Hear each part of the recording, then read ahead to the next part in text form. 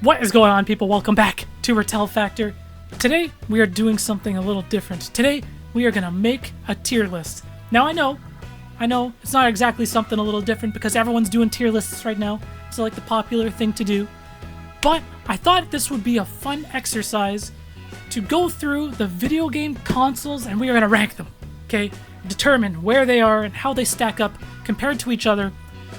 And, a list like this, usually, this would be something of a controversial list. But remember that any list on the internet is completely subjective. Except this one, alright? This is the definitive list of consoles ranked in tiers, okay? Look nowhere else. This is it, okay? And now there's a few things we need to consider when putting together this list. When looking at the consoles, you gotta think of the hardware itself, right? You gotta look at the library of games, okay? You gotta think of the legacy of that console, and then also, I think you should consider the other consoles that were available at the time. I just got back from the bar, I've had a few drinks, so I think this is the perfect time to do it. And I think the first thing we should do is, looking at this list, we should cross out a couple outliers, okay? There are a few things here that I can immediately place. Like, why the fuck? Why is the Ouya on here, okay? Why is the Ouya on here? I'm quite certain it is safe to say that the Ouya is trash tier. Now, the Ouya was trying to be something big, trying to do something different. And you know what? At the time, back in like 2012, I remember when it came out, it was like this big crowdfunded thing. A lot of people thought it was going to change the face of gaming forever. But no. It made a lot of money, like with its crowdfunding, and it hit all of its goals. But it kind of just came, and then it was pretty much dead on arrival. Didn't really have a whole lot of support. Granted, there were a couple exclusive titles at the time that released on the Ouya. Like, I think Towerfall was probably like the big, like, exclusive Ouya game. But that has since pretty much been released everywhere else. So I think no one's going to complain about the Ouya being trashed here. Now, quick note also, this is my own template. This is my own tier list template, and I will share it with you guys in the description of this video if you want to go in and make any changes. And, do your own ranking, but at the same time, this is the definitive ranking, so I don't think you guys will need to. Moving on, Virtual Boy, alright? Virtual Boy, I also think it's safe to say that Virtual Boy is trash tier. Now, Virtual Boy is well known for being Nintendo's biggest ever commercial failure, completely flopped. This thing fucking tanked. And I know people like to pick on the Wii U and stuff like that when it comes to Nintendo products, but the Virtual Boy is much worse than the Wii U. And just look at, not only can we consider like the commercial failure of it, but just look at the fucking form factor of this thing. Can you imagine having this shit set up on your desk? Like, and you're having to put your eyes up right to the little goggles thing. It's like, come on. Imagine playing that for an hour. Your back is going to be killing you. So Virtual Boy, 100% trash tier console. Okay? Now, I think we should tackle the rest of this list. I think that's it for the outliers. We should go through this chronologically, okay? We're going to go through this chronologically. Let's look at the Atari 2600. Now, the Atari 2600, obviously a lot of history with this console. A lot of people have a lot of nostalgic feelings for this console. But, nostalgia can be a dangerous thing, because we also need to remember this fucking Atari 2600 console nearly killed video games, okay? It led to the big video game crash. It had shit tons of shovelware, crap games on it. There were some gems, but at the same time, the bad far outweighs the good. The Atari 2600, very close to being trash tier, not quite trash tier, but I think we can safely put it in C. Okay, it's important. It's like a relic of video game history that I think is important. That's the only thing saving this thing from being trash tier. So we'll go ahead and put it at rank C. Now, moving on, alright. 1985 comes around. We have ourselves the Nintendo Entertainment System, the NES, nearly the complete antithesis of the Atari 2600. We're talking about legacy here. The Atari 2600 nearly killed video games. But then, along came Nintendo, completely resurrected the video game market with the Nintendo Entertainment System, and with it, it birthed so many classic series. Mario, Zelda, Metroid, Mega Man, like so many classic iconic games were on the Nintendo Entertainment System. All of these franchises I just listed, they're still around. They're still around today. They're still killing it. Now the NES, we owe a lot to the NES. All video games owe a lot to the NES. It really shaped the industry, and I mean, it pretty much resurrected video games from the brink of death. NES is S rank, 100%.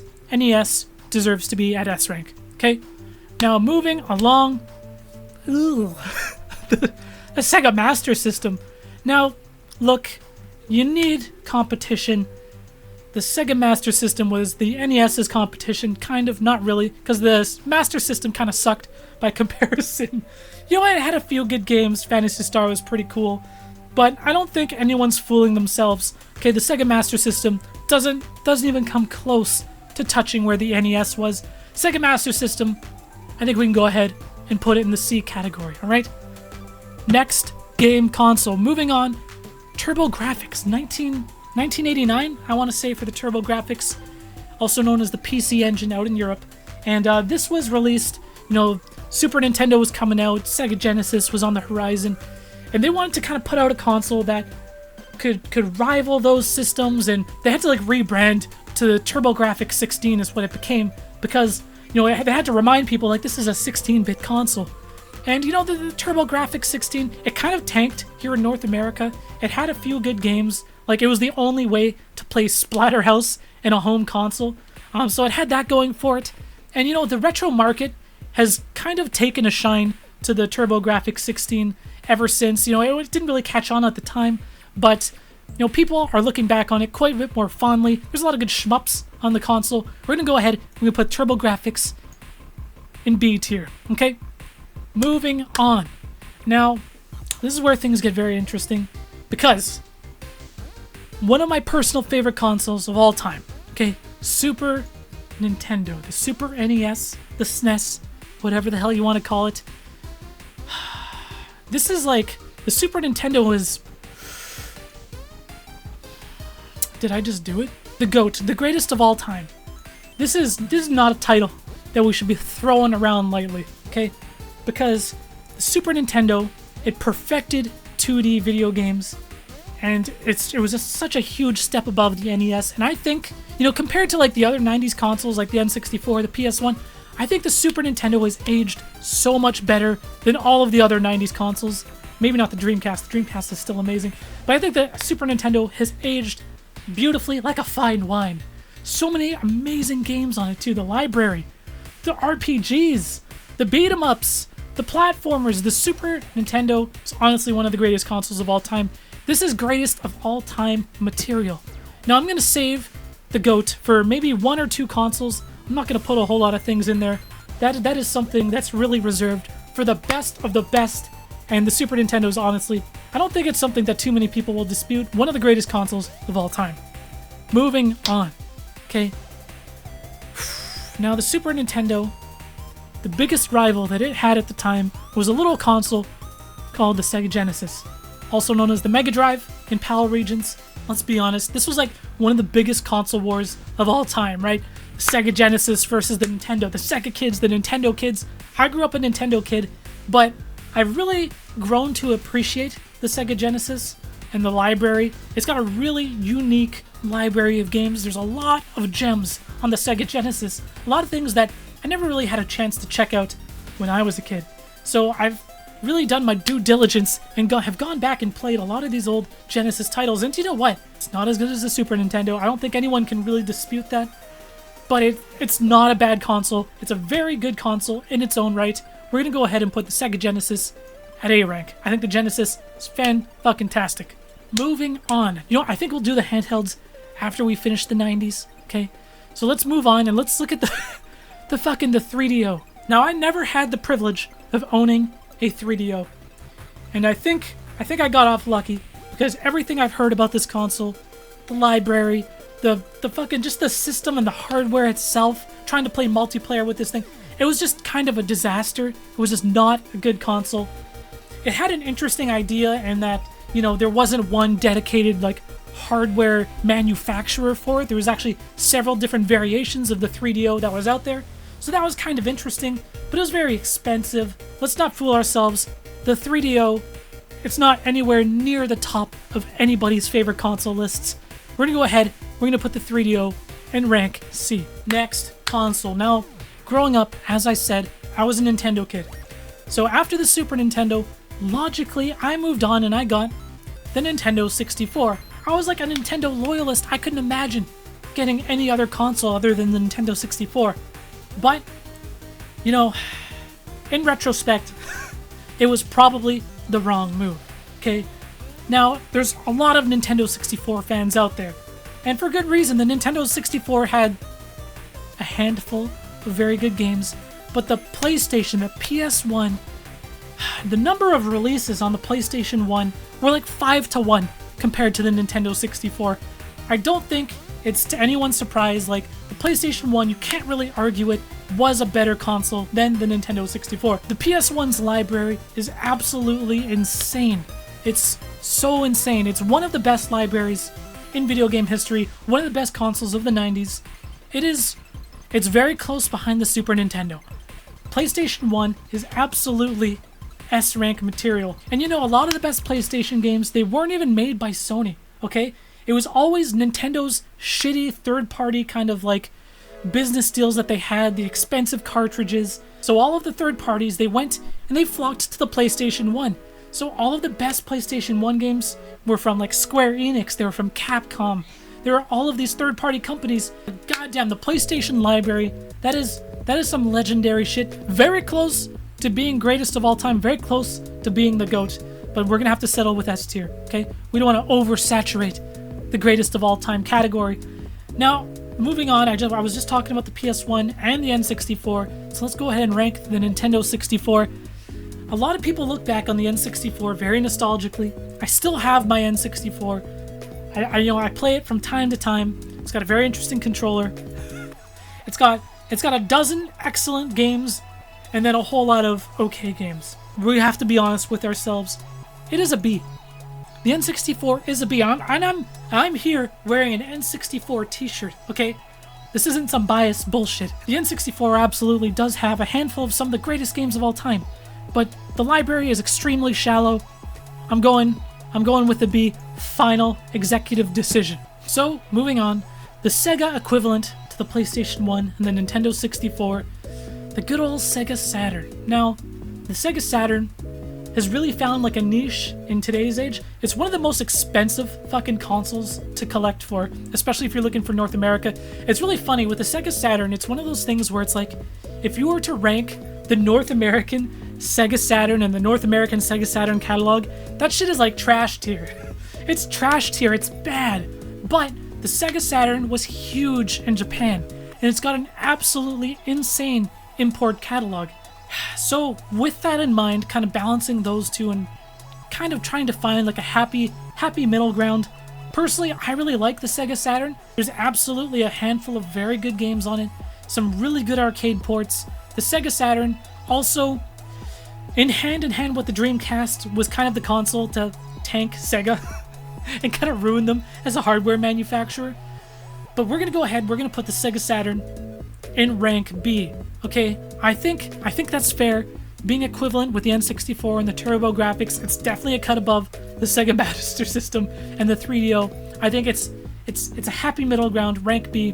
I think that's very fair. Moving on, I think, is that it for the 90s home consoles? It is. So okay, let's move on. Let's transition to some handhelds, okay? So, we'll start with the Game Boy, because the Game Boy was released in 1989. Game Boy's got a really fascinating story. The Game Boy's one of the highest selling pieces of hardware in video game history. It's crazy how well the Game Boy did. And the Game Boy had some of the longest legs. Like, if you look at it, the Game Boy was released in 1989. The biggest game on the Game Boy, besides like Tetris, was Pokemon Red and Blue. Fucking Pokemon Red and Blue came out in 1998. 9 years after the console launch. That's absolutely insane. And ever since the Game Boy, Nintendo has really dominated the handheld gaming space. No one has even come close to contesting them, right? Like, Sony's tried, Sega's tried, Nokia has tried, but no one has come close to contesting Nintendo when it comes to handheld gaming. And that's pretty much a precedent that was established by the Game Boy. We're going to go ahead, we're going to put Game Boy in A rank. I really like the Game Boy. I grew up with a Game Boy fucking glued to my hand. Now, Sega's answer to the Game Boy was the Sega Game Gear. And in a lot of ways, the Sega Game Gear was way ahead of its time. It had a colored, full color backlit screen, which is kind of insane for 1991. But the catalog really hurt it. Didn't have the biggest library. A lot of the ports were kind of iffy. The battery life on this thing just chewed through batteries like it was, like they were nothing. The Sega Game Gear, I don't think a lot of people are really going to stick their neck out for the Sega Game Gear and think that it would belong any higher than C tier. The Sega Game Gear wasn't that great. Before we finish off the 90s, how could I forget Sweet Prince, the Sega Dreamcast, one of my personal favorite consoles of all time. It was short-lived, it was short and sweet, but such a celebrated console. It was the final nail in Sega's kind of coffin when it came to being a hardware manufacturer. Its life was tragically cut short, mainly due to the terrible security built into the Sega Dreamcast and how easy it was to just burn any game you wanted for the Sega Dreamcast. But man, did it have some amazing games. Some absolutely amazing games. For 1998, it was way ahead of its time. You could play online with it, which is really crazy. 1998 online console gaming. Can you even imagine? Some of the absolute best arcade ports, Crazy Taxi, Soul Calibur, Power Stone, just the list goes on and on. The library for the Dreamcast, it's so diverse. It's got some great RPGs. It's got some excellent shoot-'em-ups. It's got some amazing fighting games. Oh my god, the fighting games on the Dreamcast. One of the best consoles for fighting games. Marvel vs. Capcom 2, Street Fighter 3 Third Strike, Soul Calibur, just the list goes on and on. The Sega Dreamcast holds a special place in my heart. Rest in peace, you sweet, sweet prince. It is going right up there in S rank. Moving on. Okay, so now we are moving in to the PlayStation 2, Xbox, Gamecube generation. And this generation is where things really get interesting. Because I had a Gamecube and a PS2 and an Xbox, and I really like all three of those consoles, all for different reasons. Let's start with Microsoft's first ever foray into console gaming, the Xbox. I played a lot of Xbox back in the day, mainly because of Xbox Live, playing Halo 2, playing Forza Motorsport. Such an important console, and really shaped the future of online gaming. I really can't understate the importance of that. Xbox Live was a big deal, and really it was the most powerful console at the time. It had a built-in hard drive. It was really ahead of its time, and it had a catalog of some pretty solid games. I really like the original Xbox. It's not as good as the PlayStation 2. I'm fully aware of that. I'm gonna go ahead and put the Xbox in A tier. Okay, I think that's very fair. It had a lot of things going for it. I actually think that's a very high rating. You know, rating it the same rank as the Game Boy, that's pretty generous. I feel like I'm being pretty generous with this one. Let's move on, okay? The Nintendo GameCube. Go! This is a tough one. Because the GameCube, honestly, I think out of all of those consoles, out of the Xbox and the PS2, I think I had the most nostalgia for the GameCube. Okay, Super Smash Bros. Melee, Luigi's Mansion, Mario Sunshine, Wind Waker. Oh my god, the Nintendo GameCube absolutely had a much better first-party lineup than the Xbox did. The Xbox had Halo, had that going for it, not gonna deny that, but the Nintendo GameCube had absolutely some incredible games. It was actually pretty powerful in its own right too. I don't think I can confidently put it below the Xbox. The GameCube was on par for me with the Xbox, and I think it should also rank on the same tier. We're giving it an A. Now the last console from that generation, from the PS2, Xbox, GameCube generation, of course, the PlayStation 2. And now look, the PlayStation 2, that motherfucker is no joke, one of the best-selling consoles of all time, the best-selling console of all time, one of the absolute best gaming libraries, and the PlayStation 2 is a phenomenon. I remember when that shit came out, people were lining up, you couldn't find one for the longest time. It had a built-in DVD player, and that might not sound like a big deal, but a lot of people bought a PS2 just because it had a built-in DVD player, and it was a lot better than other DVD players at the time. The PlayStation 2 was such an important console, and coming after the success of the PS1, because the PS1 was a huge hit. Then came the PS2, and like, Sony could do no wrong. PlayStation 2 was Sony at its very peak. They were fucking slaying it. Definitely contender for greatest of all time. Now, before we move on, we still have the Game Boy Advance. Now, the Game Boy Advance didn't have a very long lifespan. You know, the DS was released, I want to say like just a few years after the Game Boy Advance came out. But the Game Boy Advance, I have a real soft spot for. Handheld gaming for me was very, very important. I did a lot of handheld gaming back in the day. And the Game Boy Advance had an absolutely awesome library. I played a lot of RPGs back on the Game Boy Advance. Pokemon, you know, Fire Emblem. Oh man, I fell in love with Fire Emblem on the Game Boy Advance. Final Fantasy Tactics Advance, Superstar Saga. I think the Game Boy Advance library is definitely, I think, very underestimated. The Game Boy Advance has a really, really good library. It did have a lot of shovelware, to be fair. There were so many licensed games on the Game Boy Advance. It was kind of crazy. But the Game Boy Advance, it was a really good console. I'm going to go ahead. I'm putting Game Boy Advance at rank A. Rank A, which is, I think, being very generous. But again, for the reasons I just listed, it holds a special place in my heart. I'm giving it an A. While we're on the topic of handhelds, the good old Nintendo DS, this was released in 2004. I remember I got the launch original fucking tank Nintendo DS, and that thing sucked.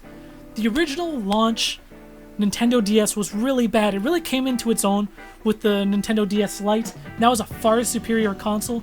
So kind of depending on which console you look at, it might rank differently. But I will say the Nintendo DS, the library of the Nintendo DS is absolutely insane. I think a lot of people also sleep on the Nintendo DS library. It had such amazing games. I fell in love with Professor Layton and Ace Attorney. They had some really good Pokemon games on this system. One of my personal favorites was Heart Gold and Soul Silver. In my opinion, still some of the best Pokemon games ever released. The Nintendo DS was absolutely such a gem. And we're going to give the Nintendo DS an S rank. That's how good I think the DS is. Now, Sony entered the handheld market with the Sony PlayStation Portable. Now, the Sony PSP was ahead of its time in a lot of ways. You know, it had really good graphics for a handheld, really good looking screen. But for every step forward, it took like 4 steps backwards. I remember just like the proprietary memory cards for the Sony PSP were brutal. UMDs fucking sucked. The library was not as good as the Nintendo DS, straight up. However, if you were to look at the PSP, you know, out of the box and rank it, it ranks pretty low. However, if you were to mod the PSP, which pretty much everybody did, the PSP sold a shitload, but it barely sold any games because everyone just bought it and modded the shit out of it because the modding scene for the PSP was really something special. And you know, you could play PS1 games, all these emulators. It was such a novelty at the time. It's like the first handheld system to really go ham with the modding scene. So if you don't mod your PSP, it's like a C, but if you do mod it, it's much higher. We're gonna meet somewhere in the middle. We're gonna go ahead, we're gonna give the PSP a B, which I think is very fair. Moving on, the next generation of consoles were very, very interesting. The 360 and the PS3. Because out of the gate, the 360 was trouncing the PS3. The PS3 had such a rough launch. It launched at like $600. The games were really difficult to program for. I remember a lot of like the third-party games that were released both on the 360 and the PS3. They typically ran way better on the 360 because it was so much easier to program for. But over time, Sony really kind of doubled down on the system. They relaunched it and made it quite a bit cheaper.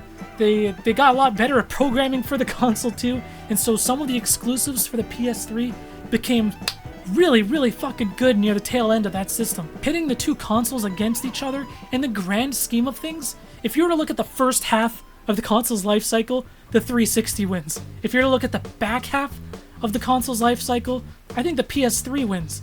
So it's very, very interesting. Honestly, I can't put one above the other. We're putting these both at A rank. I think they're both really, really good consoles. Very comparable. They both have really good libraries. Honestly, right now is a really fantastic time to be collecting for the PS3 and 360 because the games are still dirt cheap and they're still a lot of fun to play. I think a lot of those games have aged really well. Arguably, I think the PS3 and 360 games have aged a lot better than PS2 and Xbox Gamecube generation because at this point, they really started to figure out kind of 3D gaming. Developers really started to up their game at this point, and a lot of these games, again, they're still so fun to go back and play today. Really good time to collect for those consoles. Now, at the same time that these two consoles were out, the good old Nintendo Wii, such a controversial system. Such a divisive system. Re-established Nintendo as a major force in the gaming industry. This thing sold over 100 million units, the Nintendo Wii. It moved a crazy amount of software. It really was a phenomenon. It really was a phenomenon. But the problem is it didn't captivate the core gamer. And there were often like long droughts of just like no games, no notable games being released on the Nintendo Wii. Though it does have a gigantic library, a lot of it is shovelware, but it does have quite a few gems on the system. It has some really good games, and a lot of these games are like, they're like trapped on the Nintendo Wii because of the controls. That's a huge other part of this system and why it's so divisive. The fucking motion controls, the waggle, you know, it really started a trend of casualized, waggle, kind of motion controlled gaming that, you know, traditional gamers like myself, they were really resisting a lot of that stuff at the time. And the Nintendo Wii became kind of like the joke console for like casual gamers, for like soccer moms to play and stuff like that. And it also boggles my mind that it was standard definition. It was standard definition 480p, which is absolutely insane to think about, that up until 2012, Nintendo did not have like an HD console. They were rocking those component cables and composite cables for way too long. Way too long. The Nintendo Wii is very tricky to place. We're going to go ahead and give the Nintendo Wii a rank B. There were still a lot of things I liked about the Nintendo Wii. The backwards compatibility with the Gamecube made it really ideal for me because, again, I love the Gamecube catalog. And yeah, it does have quite a few hidden gems. The virtual console on it was awesome. It's a B, and I think that's fair. Woo, we are getting there. Moving on, the Nintendo 3DS, the follow-up to the extremely popular Nintendo DS. And 3DS, I bought one on launch day, and the 3DS actually had a very rough, really shaky start to that console. It launched too expensive, and like only after a matter of months, less than a year, it had a very significant price cut, and then they eventually found the sales to start picking up, and they eventually got the games to start coming out, and eventually it really built itself up to be a very good console. The 3D really did kind of prove to be somewhat of a gimmick, and it's kind of funny too because in the later half of the console's lifespan, you know, a lot of games just said fuck it to the 3D effect, and they didn't even build any 3D into the game whatsoever. I don't think a lot of people really cared for the 3D. For me, it kind of hurt my eyes and kind of disoriented me a little bit. Really, it was like a more powerful Nintendo DS. It did have a really good library. It was backwards compatible with the regular DS, which I think was awesome. And they actually stopped making games for the 3DS just recently, which is kind of crazy that even last year they were still releasing games for the 3DS. And when you pick up and you go back and you play your 3DS now, just the resolution on that screen is 240p. It is rough. It is rough that that thing is as underpowered as it was, especially when looking at something like the Vita, which I think the 3DS on the grand scheme of things was better than the Vita, but from a technical standpoint, the Vita was a much better piece of hardware. The 3DS definitely had the better, stronger library though. The 3DS, I'm going to go ahead, it's not as good as the DS in my opinion. We're going to give it an A, which I think is very fair. And then the last handheld, kind of not really-ish, but it's definitely the last handheld that's going to ever come from Sony, the PlayStation Vita. And this is another console that's, you know, there's a lot of die-hard Vita fans out there, and for very good reason. I think the console is awesome. It feels so good to play. The OLED screen on the launch Vita, so beautiful, and it's I still have my launch Vita today. It still looks really good, way ahead of its time. Touch screen, touch back panel. It had a lot of really cool tech in there, but they did do that thing of, you know, making proprietary memory cards and also not really supporting the console the way they should have. The Vita library really kind of suffered. It was honestly kept alive for a long time thanks to indie games. The Vita was an excellent indie machine for the longest time. It still is. Honestly, I think the Vita is still, even now in 2019, a very good legacy console because you can play PS1 games on that thing, PSP games, Vita games. You know, it's such an excellent legacy console, and I think it's still worth owning a Vita, even in 2019. And indie games are still being released on it too, which is kind of insane. There's a lot of good import games for it as well. Like the Vita scene, there's definitely a lot of hardcore Vita users, and I respect it. I think it's a very solid console, but I can't put it on the same ranking as the 3DS. I'm gonna go ahead. I'm gonna give it a B, which is I think pretty accurate. Oh man, the Nintendo Wii. I think it's the second biggest flop in Nintendo's history. This thing barely sold. I went and bought mine on launch day, and I remember lining up at like 4 a.m. at like 4 in the morning outside of my local Best Buy to buy this thing, and I was like first in line. And it's a good thing that I did line up, because the Best Buy I went to, like by the time they opened, there was like a lineup of like 70 to 80 people, and they had eight consoles to sell to people. Everyone else was just turned away at the door. It's so frustrating. You know, Nintendo does that limited kind of like hardware supply, the thing that they do. The Wii U just as a whole is such a frustrating system. Terrible name for a console, the Wii U. No one knew what the hell it was. The gamepad was clunky. It felt like a Fisher-Price toy. It didn't have nearly the third-party support that it should have, and honestly, it barely had the first-party support that it should have. The Nintendo Wii, such a frustrating console, but it did have a handful of pretty decent games, pretty good games to be honest, but a lot of them have since been ported to the Nintendo Switch. There's almost no reason to own a Nintendo Wii U other than to like play Nintendo Wii games through like HDMI. That's about it. The Nintendo Wii U, that shit is trashed here. I'm sorry. And this is from a guy who bought one on launch day. I was very disappointed with the Nintendo Wii U. All right, now things are very interesting. We are in modern day. We are in the current console generation.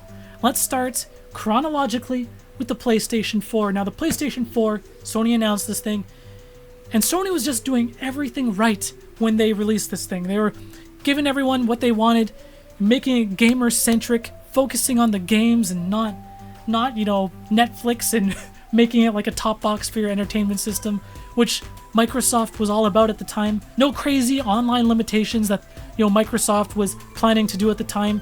And then also a very good price tag when it first launched. And man, the first party exclusive PS4 games, honestly, the PS4, borderline greatest of all time. I don't think it's safe to give a console, you know, greatest of all time when it's still kind of ongoing. But you know, you don't know when you're in the golden age until it's in the past. And I honestly feel like there's an argument to be made that this might be the greatest console generation of all time. I think there's a very solid argument that can be made, but there's no denying that the PlayStation 4 is one of the greatest consoles of all time. Definitely belongs in S rank. On the other side of that is Microsoft's Xbox One, the X-Bone. And man, I really feel sorry for Microsoft. You know, on the flip side of when this thing launched, like, they did everything wrong. They announced it was too expensive. They didn't have any first-party big, you know, games releasing with it. It had really convoluted online kind of policies that they since like redacted. They made it mandatory to ship with an Xbox Connect. This thing had a whole lot of problems, and just like the first-party support has never been there. I'm optimistic about the future of Xbox. You know, they've doubled down on doing a lot of gamer-centric things with backwards compatibility that I really, really like. Xbox Game Pass, I think, is really interesting and really exciting for the future. They've doubled down on buying all these developers to help make good exclusives for the future, but they're definitely taking an L in this generation. And man, this is like a C-tier console. I have an Xbox One, and there's a handful of good experiences to be had on it, but it doesn't even come anywhere close to the PlayStation 4. Next is the Nintendo Switch. What an interesting, crazy-ass console this thing is. The fucking Nintendo Switch. Handheld home console hybrid. It's honestly, I play a lot of Nintendo Switch. This has become like one of my main consoles. I think I play my Switch just as much, if not a little bit more, than my PlayStation 4 these days. It's had some really amazing games. Breath of the Wild, Mario Odyssey. Honestly, back in 2017, Nintendo had like the best year like ever. They had like the best year ever. One of the best consoles, some of the best games, and it's become a really solid platform for indie games as well.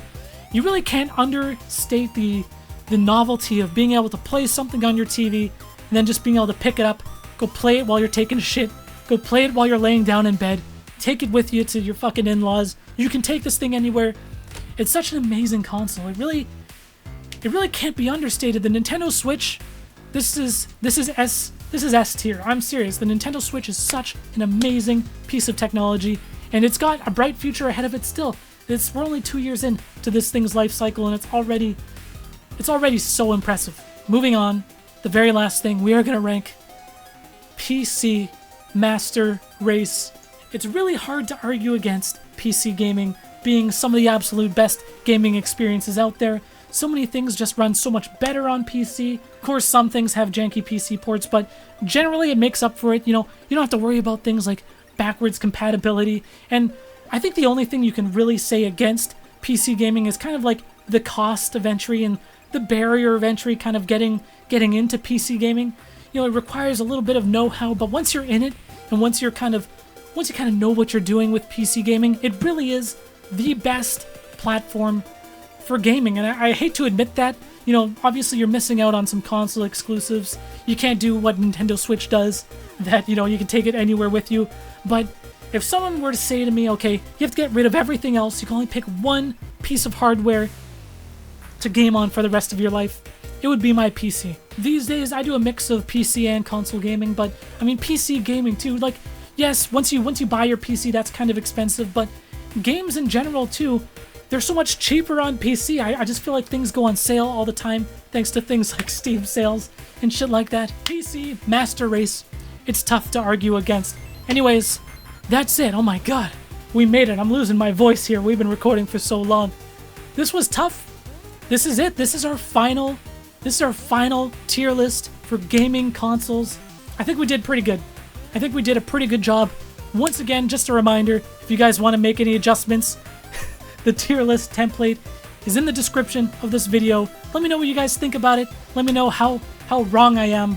But remember, this is the definitive list. Thank you guys so much for watching. Peace out.